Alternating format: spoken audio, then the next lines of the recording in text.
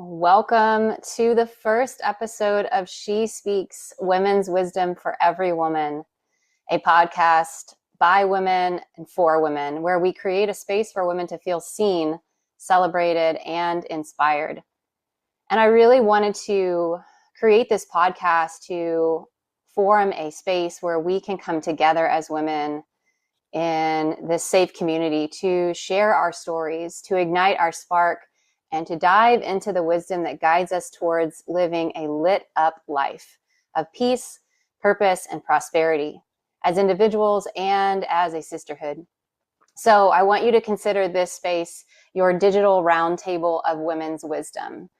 Unlike all of these other podcasts, and like you, I'm a multitasking lady. I'm listening to podcasts while I'm driving, while I'm showering, while I'm exercising, while I'm doing these household chores. And I want to invite you that if you can, set aside about 30 minutes and make this sacred space. Create yourself like a nice warm cup of herbal tea or a cacao, light a candle, burn some incense, spray some sprays, cozy up, and join the sisterhood here in She Speaks, Women's Wisdom for Every Woman.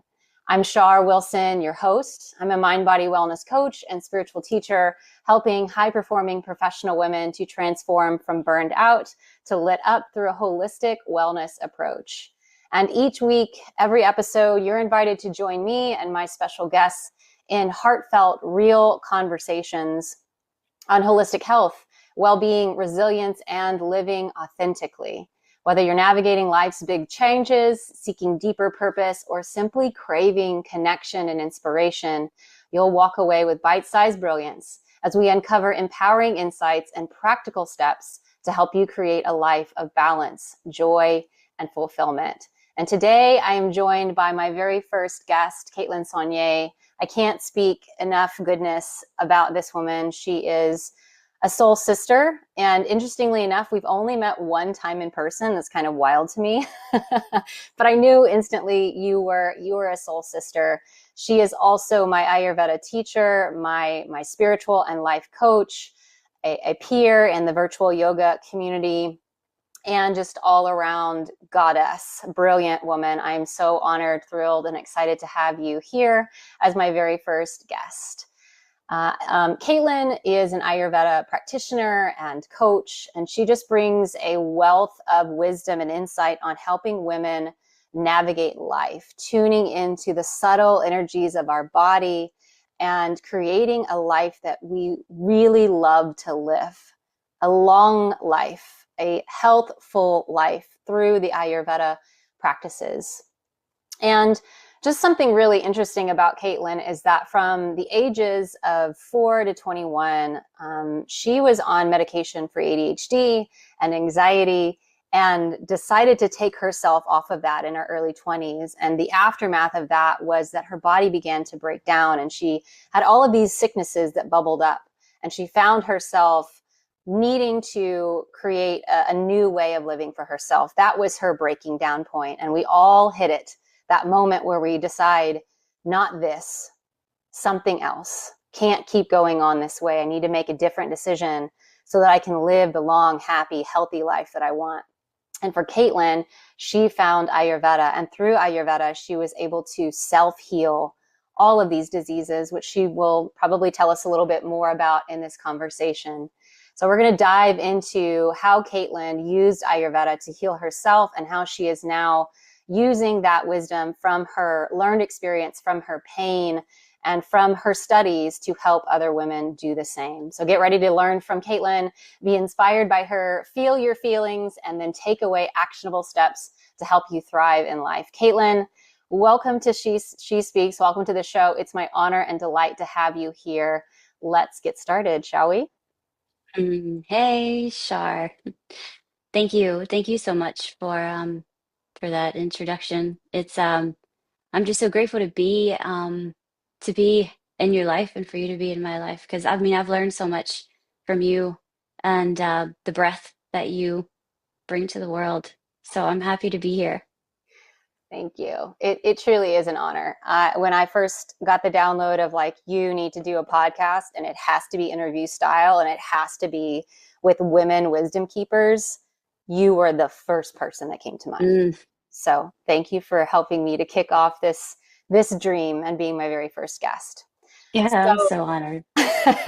so to open up, Katelyn, what is one lesson from your life that you had to learn the hard way and you wish every woman knew so that they didn't have to go through the suffering that you went through?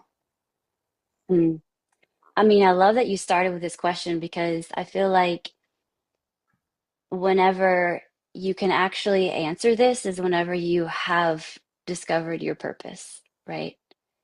And I mean, to answer that, it's whenever I learned what my yeses felt like and what my nos felt like. Mhm.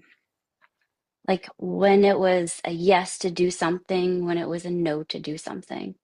Um, when it was a yes to experience anything, or a no. Like when you're in it, if it's like, yep, I'm gonna keep going in it, or this is just not for me.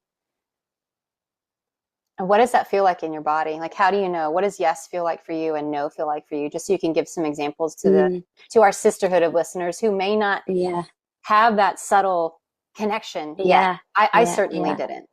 hmm Um, for me, a yes feels like settling. Mm. It's almost like whenever you sit down on a really comfy couch and you can just kind of let go and settle in, like for me, that's a yes. It's like everything just feels easy. And if there's any amount of resistance in my body, it's a no, Mm. And it took me a long time to understand what resistance was, how it showed up in my body and what it felt like. Um, and that started with physical pain, of course, right? Symptoms. But tuning into the wisdom of the symptoms is how I figured out my yeses from my nos. Yeah. Ugh, so beautiful. And, I think I'm this year in particular, with your help specifically, I've been able to acutely fine tune into what is my yes and what is my no. Ayurveda has absolutely been a system to support me in that, just understanding the subtle energies of my body. Human design is another system that's helped me to be able to tap into that and just feel this like open-hearted yesness. Yeah. For me, I love that you said it's like a leaning back. It's like this trust fall back into a hmm knowing, the intuition. It is hmm that for me, and it is also like my body literally like pulls me forward into excitement. That's how I knew I have to launch this podcast. When I asked my body, "Do you want to do this?" Like I ask myself yes no questions all the time, or I'll lean on hmm a guide like you to ask myself yes no questions, and it was like a full hearted explosive energy pulled forth and a relaxing settling into it. And then the no is very much like contracted, constricted, belly bracing hmm for that. So thank you for sharing what it feels like for you. Because I know in the early days, like it was one thing for someone to tell me, listen to your yeses and a nos, but hmm to apply that to my life was something very different because I didn't yet know what yes and no felt like in my body. Right. Yeah, that is that practice of embodiment. And I'm sure that's like a buzzword right now, and especially in women's healing. And it's like, what does it mean to get into your body? And it's like it is exactly what we're saying. It's like tuning into what it feels like whenever what the yeses and the nos feel like. Yeah. And getting yourself in experiences and tuning in to those symptoms, Yeah. listening to the body, asking the body, Yeah. letting it be an active participant in your life. Oh, Because say we're that in again. I mean, Say that again. I love that. letting your body be an active participant in your life. Because there's so many times where we're telling it what to do, we're telling it how to be, we're telling it what shape it needs to be in, and we're not really tuning in to the wisdom and the direction that it wants to go, which is why yoga is such a beautiful practice. Mm-hmm. Because it's like you have these shapes to get in, but then you can express yourself in that shape, in that container. And then that's Mm, what Ayurveda teaches. It's like, this is the shape that you're in. How do you want to express it? Like you take the shape of a defensive lineman. How do you want to express it? mm, You can express it as a quarterback, but will that Will that work? Yeah. Right. So it's the shape and being able to flow in it. So why Ayurveda for you? Like, why was that the system Mm, that you were drawn to, and what are some of the biggest impacts that it has made in your life? yeah, I love that question. Like Ayurveda is such an intimate practice for me because it is what saved my life. Yoga too. So like Shar had mentioned, I was a kid of the, late 80s, early 90s, and that's when like medicating your ADHD hyperactive child, like all these medicines, big pharma was like throwing on to these parents. And, I was one of four, and it was just really busy. And so I was struggling at school. So I was like, let's put her on, medication. And that just kind of evolved with me. So ADHD manifested into anxiety, which manifested into depression. So I was on these mood altering drugs for so long. And when I got off of them, it was like it was almost like I was introduced to the world. And I was like, whoa, Hmm. whoa. And so my body was like, oh, good. Like, I don't even know how to experience this stuff. And it kind of just shut down. I was diagnosed with multiple sclerosis and fibromyalgia and all of the gut issues you hear, like leaky gut, SIBO. Like, I was diagnosed with all of them. I mean, Wow. my gut was in bad shape. And so what essentially that means is whenever you're diagnosed with SIBO, leaky gut, all those digestive things, ulcerative colitis, Crohn's disease, that the foods that you've been eating and your lifestyle and the medications that we've been taking have literally burned holes in our intestines.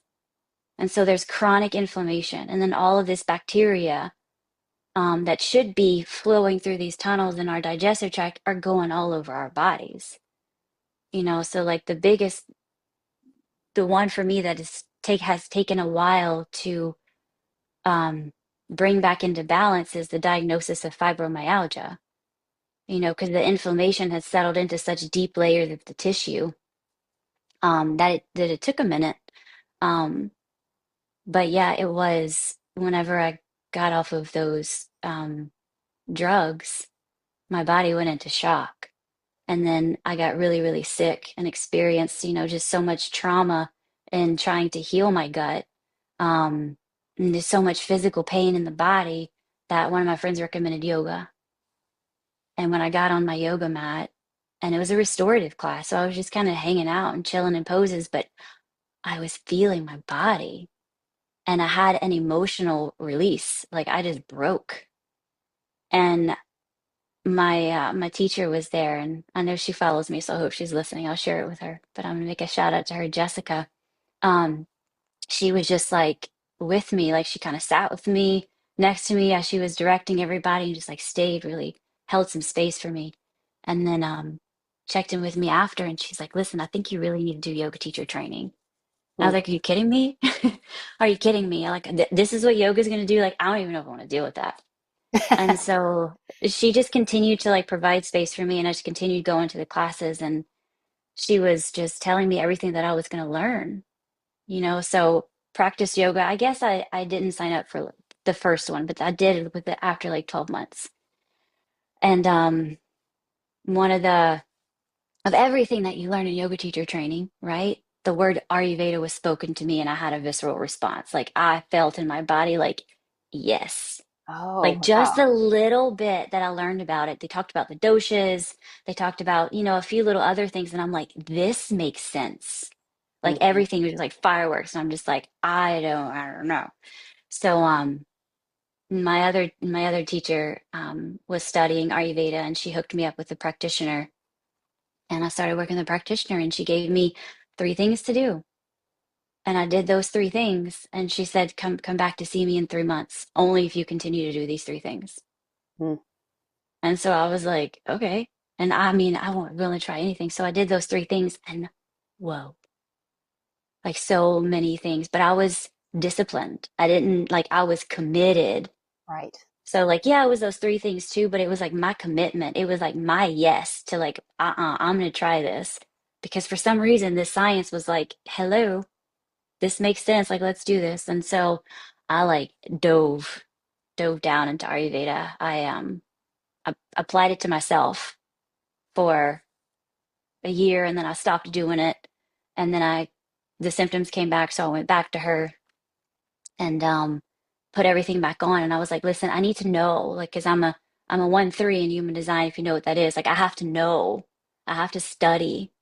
And Yes. she knew that about me. And so she's like, you need to go study this because that's the only way that you are going to allow yourself to have the experience, because Yeah. that's the three. Yep. And that just felt right too. And I was like, absolutely. So I ended up studying with her husband, and just like a deep mentorship, working, him just talking to me about his clients and um, trying different things on me as he was trying to help me balance myself out. And then I just continued on and like I freaking love it. Yeah. What's one of the most surprising things that Ayurveda illuminated to you? That my body is a healing mechanism. Mm, Like it has absolutely every bit of intelligence that it needs to regenerate itself, yeah.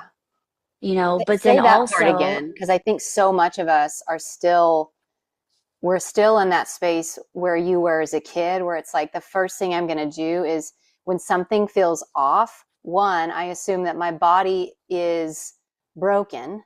Two, I yeah, assume that my body is actually working against me. It's not, she's yeah. not a friend. She's punishing me.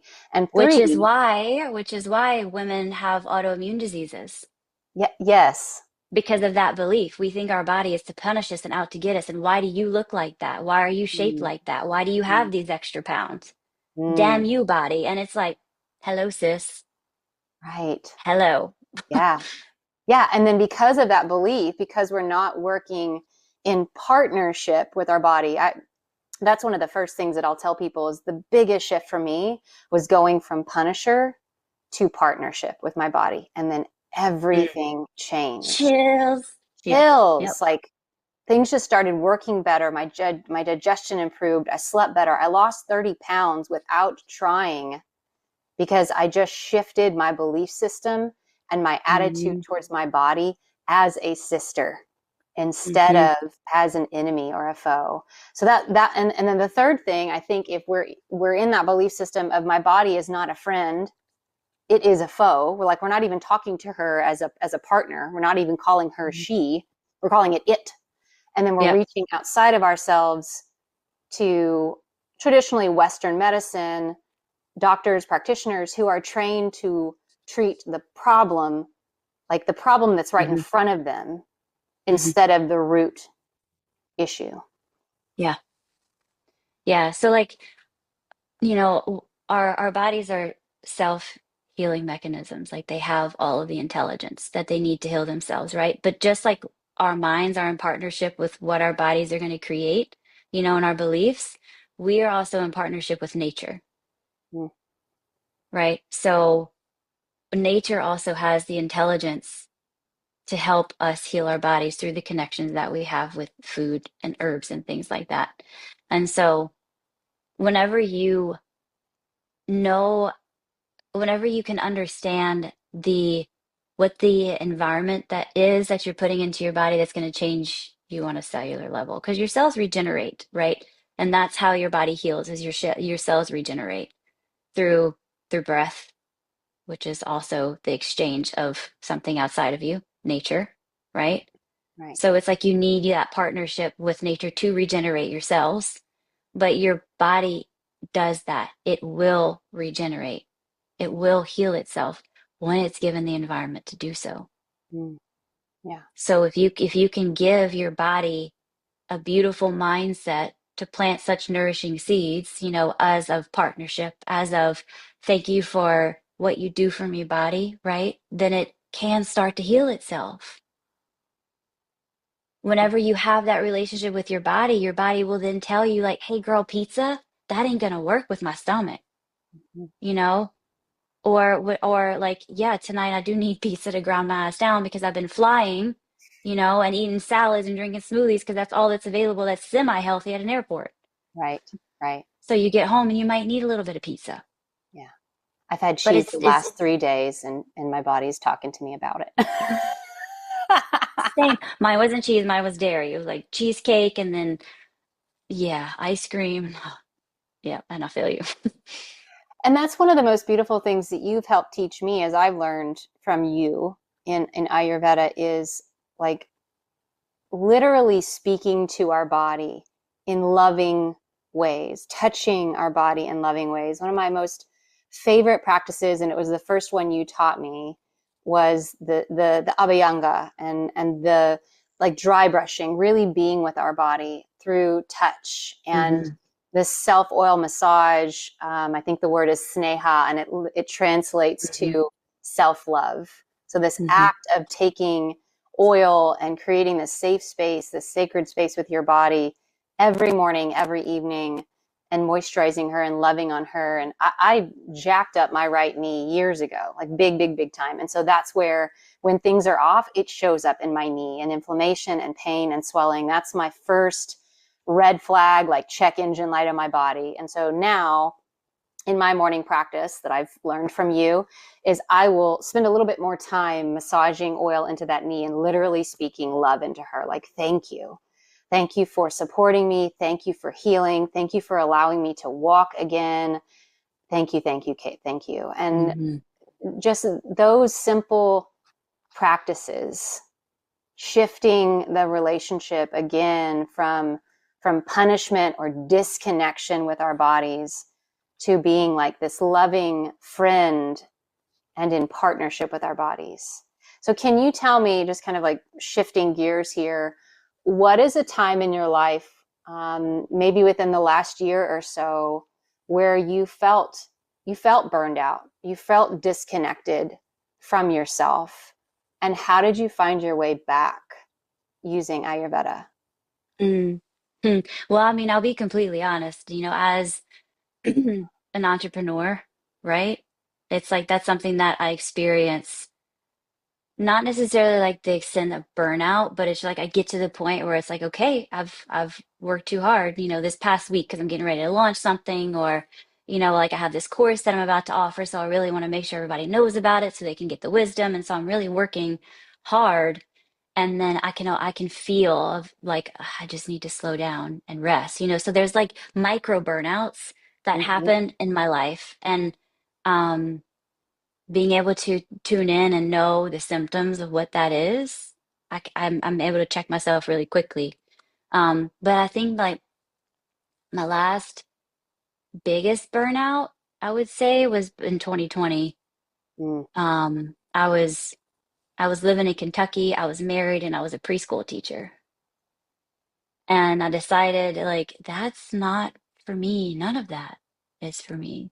yeah. And I just like it just slowly just became like no's. Like clearly I see what is causing my imbalances, what is continuing my so let's see where I can go now.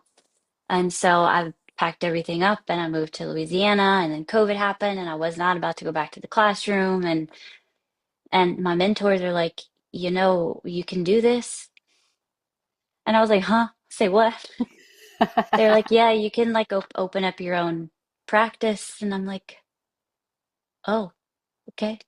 And so then I just needed to figure out how to do that virtually because I didn't know where the world was going, and so I started hiring coaches and mentors to like pour into my life so I could figure out where what was here for me to be created. Like, well, how can I serve? How can I reach the most people? And how can I simplify this huge, 10,000-year-old practice, And then it's like, I would just want to, how can I bring it to women?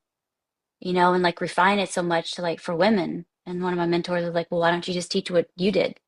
Oh, Oh. okay. Oh, why? Yeah, why not? Huh. And so, yeah, and so that's just kind of how it all evolved Yeah. from When you here. first started out, do you recall, um, like, what were some of the pillars that you were teaching that you could share with our sisterhood listening in here? Yeah. So it's like, that that common question that you get, it's like, so, it's Caitlin, tell us a little bit about yourself. And it's like, oh, I'm Caitlin. I'm an Ayurveda practitioner, and I help women maintain their weight, get better sleep, and improve their sex life, all through the practices of Ayurveda, right? And so, like, I'm speaking to the three pillars. It's food. Hmm. It's like how you nourish your physical body, and then it's your rest, your sleep. Like, what's your relationship with your sleep? And then your sex life, your hormones, the way you express and use your energy. And so, like, focusing in on how you nourish yourself, how you allow your body to heal itself, which happens during rest and sleep, and then how you can harness and express your energy. Because all disease in the body starts from resistance, resistance in the mind, resistance in the body. When you resist an experience, when you resist a food, when you resist a sensation, like, it all starts in resistance. And so using food and sleep and just tuning into your energy and how it syncs up with the rhythm of the day, are the three pillars that I use for health and wellness. Beautiful. If we could Yeah. whittle those down, like what's a simple ritual or habit that our listeners could start to implement into their life? Mm. I can tell you, like, the one that really provided me so much insight was mindful eating. Yeah, tell me more. Like, mindful preparation of my food, but then, like, essentially, like, mindful eating. So, like, whenever I started all of this, my life was crazy. I was a school teacher, and I was like, Right. okay, so I mean, I have 15 minutes to, like, mindfully eat my um sandwich of all processed foods, but I was still like, this is so delicious. But, like, mindful eating just is the act of tuning in with the sensations of the physical you. So, like, before I eat, I get in front of my food and I just take like 3 deep breaths in and out, and I settle into my body. And I'm just like, man, like, whatever, I just start speaking to myself of, like, whatever I'm feeling, like, damn, my feet hurt. Like, oh God, I haven't breathed all day. I'm like, I'm just like, just happy to, like, be still for a minute. And then I look down at my food, and I'm whatever it is on my food, like, if it's a ham sandwich, so this is what it was at the time. I'm like, I'm just really grateful that I have the funds and the means to be able to buy the food to make this sandwich. To the fact that I have this food that lasts forever in my refrigerator so I can eat whenever I need it. And it is going to give me some kind of nutrients, it is providing me what I need in this moment. And I'm just grateful. Um, and I would eat it. And I would eat it very slowly, and I would chew my bites, you know, and not like, like cow bites, but just, like, not chewing so fast and then gobbling in another bite, like, just slowing the pace down a little bit. Yeah. And that one is one that I'm still, like, so I love. Like, it's just something that is so intimate to me, is like the connecting with my food. And then it went over into making my food with that same type of attention. So it really is just putting attention on what you're doing. Yeah. And Ayurveda is so built on the foundation of tapping into all of our senses. That's one of Yeah. the first and most profound things that you taught me, was to really sensualize our experiences. And starting with our food, one of the things that I teach with my coaching and my audience is like uh, habit stacking. Like, how can we be practical and take a practical approach to living a more mindful, meditative lifestyle? And so that I love this because you can anchor taking those 3 deep breaths and then offering gratitude, really connecting with the food every time that you eat. You can do the same Hmm. thing every time you, like, sip on your coffee or a warm cup of tea. Like, use that as your anchor, as a remembering, as a cue. Oh, let me slow my breath. Let me breathe in Hmm. deeply for 3 times and give thanks for whatever it is that's about to go into my body. even if it is Hmm. a ham sandwich or a cheese pizza. Eventually, we Hmm. want to improve the quality of the food Right. that we enter into our body. But what a beautiful place to start, by Hmm. allowing our everyday going through the motions of eating to be the moment that reminds us, slow down, breathe, tap into your senses, enjoy the moment.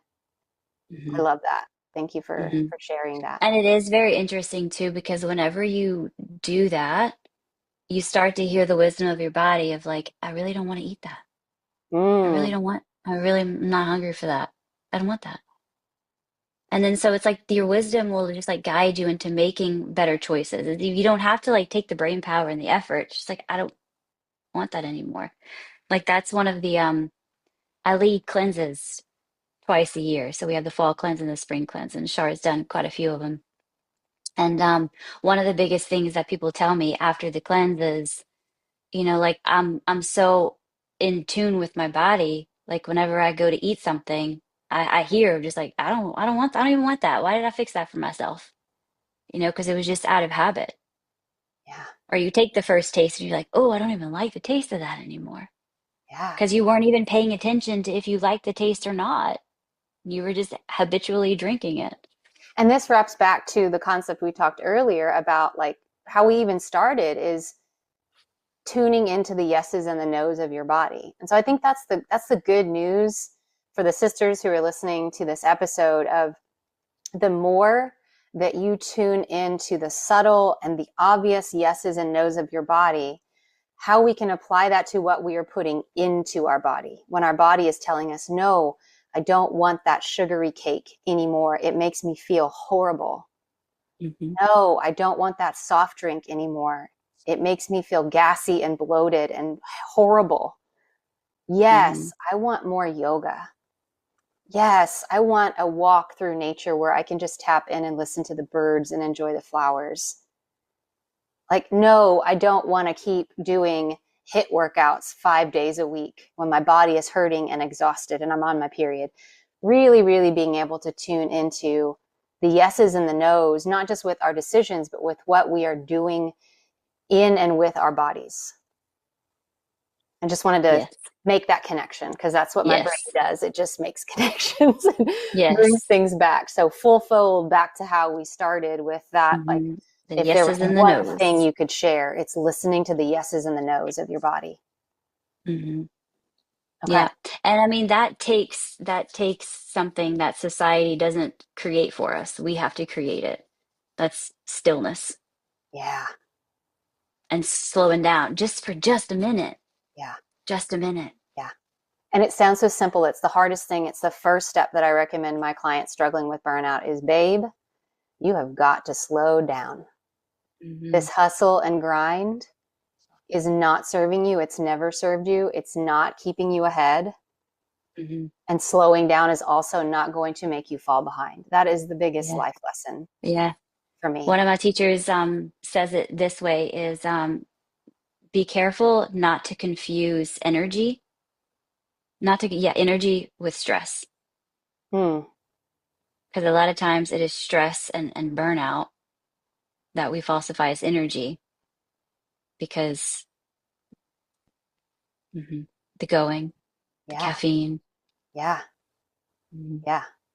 All the stimulants, all the stimulation that we are ingesting into our life to keep us yeah. going, to keep us in that cycle of burnout. But the medicine that we need is what we resist the most. And that's what you said earlier. Disease starts with resistance. Mhm. And so I think this is, a beautiful way to wrap into the final question is, if you could change one belief or mindset in women that holds them back, what would it be? That you don't know, that you don't know. Like we experience symptoms, we experience these emotions, and the first thing that we think is something's wrong, and I need somebody to tell me that something's wrong. I need somebody to tell me what's wrong. Someone save me, someone fix me. Someone save me. I'm looking outside of myself for the answer, Oh, which is just a constant, like, I don't know. I need somebody to tell me. I need somebody that does know. yeah, And it's like, you do know. You just got to listen. yeah. Yeah. Just gotta listen. The path to empowerment. Instead of giving away our power and our expecting, this belief that we don't carry the wisdom within us, that our bodies are not to be trusted, that we cannot self-heal, that we have to go outside of ourselves, oftentimes to men, for the answer, to rescue us, to save us, to tell us we're pretty and we're smart and we're good enough. This whole coming home to ourselves. And the first step of that is slowing down. It's through stillness.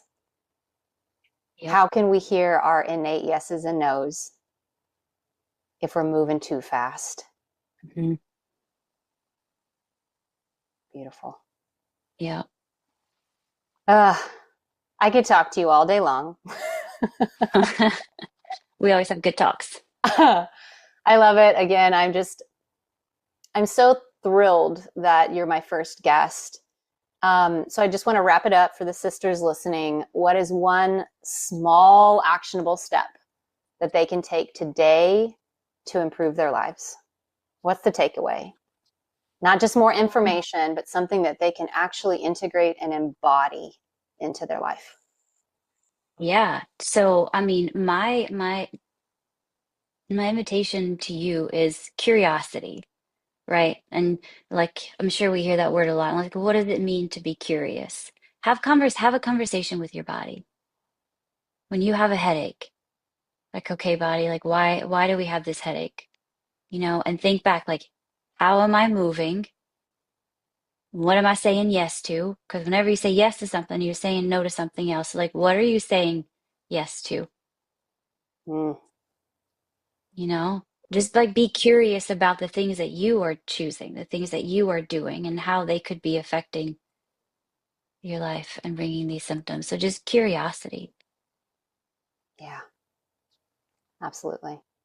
And so I heard, firstly, I wanted this podcast style to be, reciprocal, an interview in nature, conversational, because that's just way more fun than me talking to myself in a microphone.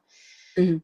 But I also want this to be a podium to shine a light on the good work that you're doing as a healing focused entrepreneur. You mentioned some courses. So is there anything going on that we can highlight here today, or something that's coming up, maybe something that you're kind of cooking up in the kitchen that's waiting to be birthed in the new year? Will you let us know about that? And we'll include Oh, links in the show goodness. notes. Yeah, yeah. I'm always available for one-on-one clients virtually. But I also offer cleanses twice a year in the spring and the fall. And then I hold a variety of different workshops virtually and in person, and then also retreats, cross-country retreats, um, stateside retreats, um, weekend retreats. You have Yeah, one so we coming up have in all of January, that. don't you? Yeah, there's a retreat in Louisiana coming up in January. There'll be another one in Louisiana in March. At the end of the year, we'll be doing a retreat in France. That's probably going to be in October. We haven't quite set the date yet on that, but it'll be a pilgrimage with Mary Magdalene. So Oh, it's a women's retreat. Yeah. okay. Well, count me in. Yes. Yes. Yes. And then Caitlin and I All the sensual. also, absolutely. Caitlin and I also, we're peers and teachers in a virtual community, a space for yoga and breath work and energy work. So it's called The Invitation. And we'll put the link to that in the show notes as well. So if you're looking for a virtual community, I know that yoga has been a lifesaver for me. It sounds like it was for you as well. And if you're looking Hmm. for a space to be able to do that, maybe from the comfort of your own home as you get started, then we want to invite you into that space. Yeah. Well, again, an honor. Love you, sweet friend. Thank you so much. Sisters, we are so glad that you joined us on She Speaks. I hope today's episode left you feeling inspired, connected, and ready to take one step closer to your true self. Remember, the wisdom we seek is often found within. Keep shining, keep speaking, keep listening to yourself. And join us next time as we continue this wisdom journey to wholehearted living. Love you, sweet friends, and we will see you next week.